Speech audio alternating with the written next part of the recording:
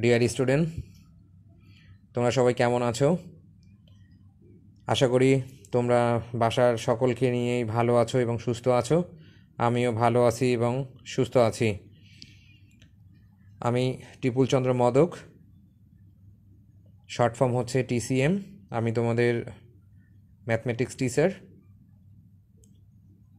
ঠিক আছে, তো আজকে আমরা পেজ হচ্ছে 73 এর 14 নম্বর অঙ্ক সলিউশন করব। ঠিক আছে, ফার্স্ট তোমরা দেখো, তাহমিনা 50টি বেলুনের একটি প্যাকেট কিনলো। কি কিনলো? 50টি বেলুনের একটি প্যাকেট কিনলো। এর থেকে 8টি বেলুন নিজের জন্য রাখলো। অবশিষ্ট বেলুন 6 জন বন্ধুকে সমানভাবে ভাগ করে দিলেন। তাহমিনার প্রত্যেক বন্ধু কয়টি করে বেলুন পেল? তোমরা বুঝতে পারছো? তাহমিনা 50টি বেলুনের একটি প্যাকেট কিনলো। তাহলে একটা প্যাকেটে কতটা থাকে, বেলুন থাকে? 50টি থাকে। তাহলে আমরা সমাধানে যাব। দেখো, তাহমিনার কাছে বেলুন আছে কতটি? 50টি। তাহমিনার নিজের জন্য রাখলো কতটি বলো তো? 6টি। তাহলে অবশিষ্ট কতটি থাকে? 50 বিয়োগ হচ্ছে 6, কত হলো? 44টি। ঠিক আছে, এইটা হচ্ছে যে 44টি বেলুন যে থাকলো, সেই অবশিষ্ট বেলুন কয়জন বন্ধুকে সমানভাগে ভাগ করে দেওয়ার কথা বলেছে? 6 জন। তাহলে কি লিখবো আমরা? দেখো, যে 6 বন্ধু বেলুন পায় কতটি? 42টি। তাহলে এক বন্ধু বেলুন কম পাবে নাকি বেশি পাবে বলো তো? কম পাবে। কম পাইলে কি করতে হবে? ভাগ করতে হবে। সেই জন্য 42 ভাগ হচ্ছে 6। আমরা 6-এর নামতা পড়ি, কি হবে? 6-7 42, 60টি। সুতরাং প্রত্যেক বন্ধু বেলুন পেল কতটি? 60টি। উত্তর হচ্ছে 60টি। ঠিক আছে, নেক্সট তোমরা দেখো 15 নম্বর অঙ্কটা, যে বন্যায় ক্ষতিগ্রস্তদের সাহায্যের জন্য 30 জন শিক্ষার্থীর প্রত্যেকে 80 টাকা চাঁদা দিল। মোট টাকা বন্যায় ক্ষতিগ্রস্ত 10 জনের মধ্যে সমানভাবে বিতরণ করা হলো। প্রত্যেকে কত টাকা করে পান? ঠিক আছে, তাহলে কতজন শিক্ষার্থী ছিল? 30 জন। প্রত্যেকে কত টাকা করে দিয়েছে? 80 টাকা করে দিয়েছে। তাহলে সমাধানে দেখো, সমাধানটা আমরা এভাবে লিখব, যে একজন শিক্ষার্থী চাঁদা দেয় কত টাকা বলো? 80 টাকা। তাহলে কতজন শিক্ষার্থীর কথা বলা হয়েছে? 30 জন। তো 30 জন শিক্ষার্থী চাঁদা দেয়, কম হবে না বেশি হবে বলো? বেশি হবে। বেশি হলে কি করতে হবে? মাল্টিপ্লাই করতে হবে। দেয়ারফর 80 মাল্টিপ্লাই হচ্ছে কত? 30। তাহলে এখানে আমরা এই 30 আর হচ্ছে 80 গুণ করলে হয় কত? 2400 টাকা। এখানে আমি লাভটাও দেখিয়েছি, কত হবে? 2400 টাকা। তাহলে কয়জন বন্যায় ক্ষতিগ্রস্ত লোকের মধ্যে সমানভাগে ভাগ করে দেওয়ার কথা বলেছে?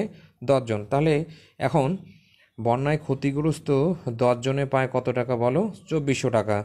তাহলে বন্যায় ক্ষতিগ্রস্ত একজনে কম পাবে নাকি বেশি পাবে? কম পাবে।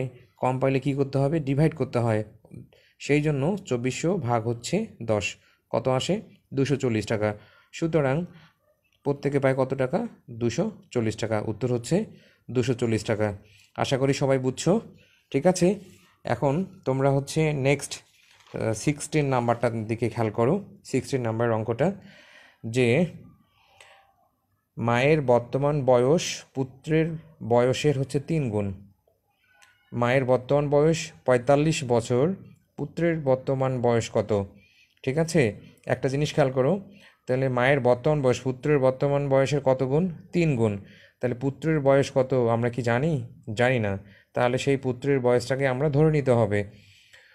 সমাধান দেখো, মনে করি পুত্রের বর্তমান বয়স কত? ক বছর। আর মায়ের বয়স কত হবে? 3 গুণ হবে। সেই জন্য হচ্ছে যে মায়ের বর্তমান বয়স 3 গুণন ক। ঠিক আছে, সমান সমান কত হচ্ছে? 3 ক বছর। আর আমরা মায়ের বর্তমান বয়স কত জানি? কোশ্চেনটার দিকে তাকাও, 45 বছর। তাহলে এই 3 ক আর 45 কি সমান লেখা যেতে পারে? অবশ্যই লেখা যেতে পারে। ঠিক আছে, তোমরা একটু খেয়াল করো। তাহলে দেখো, প্রশ্ন মতে 3 ক সমান হচ্ছে 45। তাহলে যেটা গুণন থাকে, আমরা যে এটা হচ্ছে চলক বলা হয় বা ভেরিয়েবল বলা হয়, সেইটার যদি মান বের করতে চাই, আর 3টা হচ্ছে সহগ, তাহলে যেটাই থাকুক না কেন সহগ হিসাবে থাকলে সেটার উপাশে যদি মান বের করতে চাই সেটা যে ভাগ করতে হয়। ঠিক আছে, সেই জন্য 45 ভাগ হচ্ছে 3। রাফটার দিকে তাকাও। 3 একে 3, 1 কেটে নামাইলাম, বিয়োগ করলে 1, 5 কেটে নামাই, 3 5 15, 0 ভাগশে 0। তাহলে সুতরাং ক সমান কত হলো? 15। সুতরাং পুত্রের বর্তমান বয়স কত হলো? 15 বছর। ঠিক আছে, ওকে, আশা করি সবাই বুঝছো। এখন এরপরে আমরা দেখো 17 নম্বর অঙ্কেতে যাব। 17 অঙ্কটার দিকে তাকাও তোমরা। যে সুরমা প্রতি ডজন 90 টাকা দরে 6 ডজন ডিম বিক্রি করে, সে যত টাকা পায় তা থেকে 85 টাকা বাজারে খরচ করে, বাকি টাকা সে ব্যাংকে জমা রাখে। সে কত টাকা ব্যাংকে জমা রাখে? ঠিক আছে, একটু খেয়াল করো যে প্রতি ডজন মানে হচ্ছে 1 ডজন, প্রতি মানে কি 1, তাহলে 1 ডজন ডিমের দাম 90 টাকা, তাহলে 6 ডজন দাম কত হবে? বেশি হবে নাকি কম হবে? অবশ্যই বেশি হবে। আমরা সমাধানের দিকে তাকাই, দেখো যে সমাধান হচ্ছে 1 ডজন ডিমের দাম হচ্ছে 90 টাকা, সুতরাং 6 ডজন ডিমের দাম অবশ্যই বেশি হবে, সেই জন্য 90 গুণন হচ্ছে 6, তাহলে 6 শূন্য শূন্য, 6 নং হচ্ছে 54, 540 টাকা। সুরমা বাজার খরচ করে কত টাকা? 85 টাকা। এই বাজার করার পর যে টাকাটা অবশিষ্ট থাকে বা বাকি থাকে, সে টাকাটা কি করে? ব্যাংকে জমা রাখে। তাহলে অবশিষ্ট আমরা লিখতে পারি বা বাকিও লিখতে পারি। তাহলে অবশিষ্ট থাকে বা বাকি থাকে কত টাকা? 85, 540 বিয়োগ হচ্ছে 85, বিয়োগ করলে কত আসে? 455 টাকা। সুতরাং সুরমা ব্যাংকে জমা রাখে কত টাকা? 455 টাকা। উত্তর হচ্ছে কত? 455 টাকা। 18 নম্বরটা দিকে তাকাও যে পিতার বর্তমান বয়স কন্যার বয়সের হচ্ছে কত গুণ? 4 গুণ। 4 বছর পূর্বে কন্যার বয়স ছিল 6 বছর, পিতার বর্তমান বয়স কত? একটু খেয়াল করো, আজকে তোমার বয়স যদি 10 বছর হয়, ঠিক আছে, তাহলে 4 বছর পূর্বে কত ছিল? ঠিক আছে, তাহলে 10 থেকে এই 4টা কী করতে হবে? বাদ দিতে হবে। তো কত বছর ছিল? 6 বছর ছিল। ঠিক আছে, আবার মনে করো যে আজ থেকে 4 বছর পূর্বে তোমার বয়স 6 বছর ছিল, তাহলে বর্তমান বয়স কত হবে? যত বছর পূর্বের কথা বলবে সেটা কি করতে হবে? যোগ করতে হবে। ঠিক আছে, আমরা সমাধানটার দিকে তাকাই যে 4 বছর পূর্বে কন্যার বয়স ছিল কত? 6 বছর। কন্যার বর্তমান বয়স কত হবে তাহলে? 6 যোগ 4 সমান সমান কত বছর? 10 বছর। আর একটু প্রশ্নের দিকে তাকাই আমরা যে পিতার বর্তমান বয়স কন্যার বয়সের কত গুণ? 10 গুণ। তাহলে কন্যার বয়স আমরা কত পাইলাম বলো তো? 10 পাইছি না, সরি, একটু ভুল বলছি, যে পিতার বর্তমান বয়স কন্যার বয়সের কত গুণের কথা বলেছে? 4 গুণ। তাহলে কন্যার বর্তমান বয়স কত পেয়েছি? 10 বছর। সুতরাং পিতার বর্তমান বয়স কত হবে?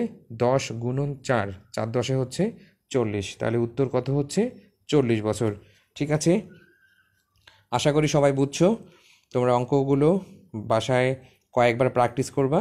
ঠিক আছে, প্র্যাকটিস করলে দেখবা যে তোমরা অনেক ভালো করতে পারছো। ঠিক আছে, আজকে এই পর্যন্তই। তোমরা ভালো থাকো, সুস্থ থাকো, বাই।